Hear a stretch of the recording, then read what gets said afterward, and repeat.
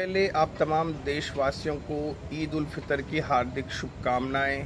हम आशा करते हैं कि आपके जीवन में भी खुशियां बढ़ चढ़कर हिस्सा लेंगी और खुशियों से आपका जो है दामन चार चार हो जाएगा। बहुत सारी खुशियां आपके जीवन में मिले, ये ऐसी हमारी कामना है ईद के इस शुभ अवसर पर।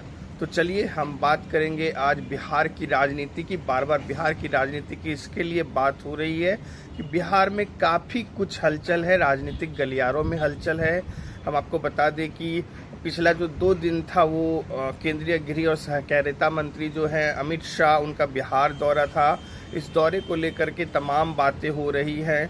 इस दौरे में जहां उन्होंने बीजेपी के तमाम पदाधिकारियों से मुलाकात की और जो चुनाव होने वाले हैं अक्टूबर में उसकी रणनीति को लेकर के चर्चा किया, तो वहीं दूसरी ओर एक कार्यक्रम में नीतीश कुमार ने एक बार फिर से ये सफाई दी कि वो अब इधर उधर नहीं जाएंगे। 2 बार वो गलती कर चुके हैं और ये अब गलती वो दोहराने वाले नहीं है। तो सवाल ये उठता है कि बार बार नीतीश कुमार को ये सफाई देना क्यों पड़ रहा है कि वो एनडीए के साथ ही रहेंगे और एनडीए को छोड़कर अब नहीं जाएंगे। सबसे ताज़ा जो मसला है वो वक्फ बिल को लेकर के है, जो संसद में पेश होने वाला है ईद के बाद, जिसको लेकर के कि जो जदयू है और जो तेलुगु देशम पार्टी है यानी चंद्रबाबू नायडू की पार्टी है वो सवालों के घेरे में है। और नीतीश कुमार ने जो इफ्तार पार्टी दी थी पटना में, तो उसका भी कई मुस्लिम संगठनों ने विरोध किया था। हालांकि बहुत सारे मुस्लिम संगठन के लोग उसमें पहुंचे भी थे, लेकिन ये दोनों पार्टियां जो अपनी जो है धर्मनिरपेक्ष छवि के लिए जानी जाती है और जिस तरह से वो मुस्लिम वोट बैंक पर उनकी जीत काफ़ी हद तक निर्भर करती है, तो ऐसे में जो है उनका जो रवैया है वक्फ बिल को लेकर के, उससे जो है माइनॉरिटीज़ में असंतोष की भावना है। और कई बार बड़े नेता जो माइनॉरिटीज कम्युनिटी के हैं वो इस बात को जाहिर भी कर चुके हैं कि जदयू की जो है नीति है वो एनडीए की जो मदद कर रही है इस वक्फ बिल में वो ठीक नहीं है।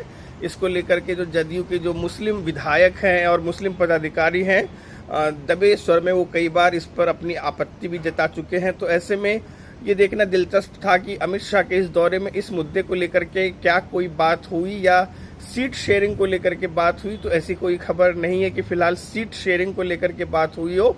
हम आपको बता दें कि अक्टूबर में जो है बिहार में विधानसभा के चुनाव होने वाले हैं और बिहार में कुल विधानसभा सीटों की संख्या 243 है।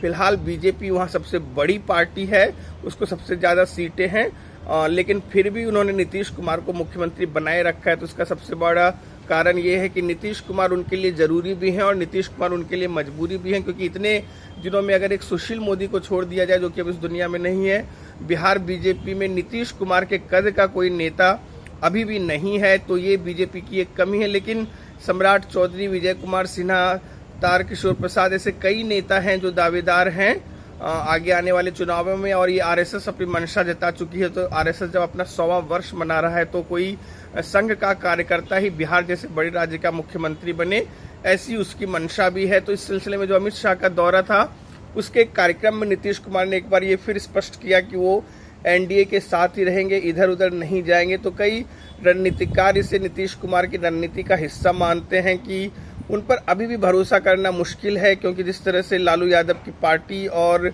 लालू यादव कई बार उनको बता चुके हैं कि वो बीजेपी के साथ जो गए हैं वो गलत गए हैं। कहीं ना कहीं लालू प्रसाद यादव ने जनवरी में उन्हें एक तरह से ऑफर भी दिया था कि वो फिर से महागठबंधन में वापस आ जाए। तो इसको लेकर के तमाम अटकलों का बाजार गर्म है। लेकिन नीतीश कुमार की राजनीति को जो लोग समझते हैं, जानते हैं, तो वो इतना तो तय है कि नीतीश कुमार कोई भी ऐसा काम नहीं करेंगे जिससे कि उनकी कुर्सी को फिलहाल कोई खतरा हो। और फिलहाल उनके लिए बीजेपी के साथ रहना ही मुनासिब लग रहा है। लेकिन यू नेवर नो, राजनीति में कुछ भी संभव है।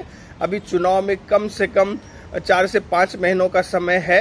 अभी देखते हैं 4 से 5 महीनों में सीट शेयरिंग को लेकर के क्या बात बनती है, बीजेपी कितनी सीटें देती है जदयू को, जो लोक जनशक्ति पार्टी है और उपेंद्र कुशवाहा की पार्टी है और जीतन राम मांझी की पार्टी है। तो कई सारे दल हैं इस गठबंधन में। इस गठबंधन को लेकर चलना ही बीजेपी के लिए सबसे बड़ी चुनौती है। तो आगे आने वाले समय में बिहार पर सबकी नज़र रहेगी और बिहार का आप इम्पोर्टेंस इस बात से समझ सकते हैं कि जो विपक्ष के नेता और कांग्रेस के वरिष्ठ नेता राहुल गांधी वो भी 7 अप्रैल को पटना में रहेंगे। वो एक संविधान के ऊपर हो रही चर्चा में हिस्सा लेंगे। तो बिहार चुनाव का माहौल गर्म है और हर खबर हम आपको बिहार की राजनीति से देते रहेंगे।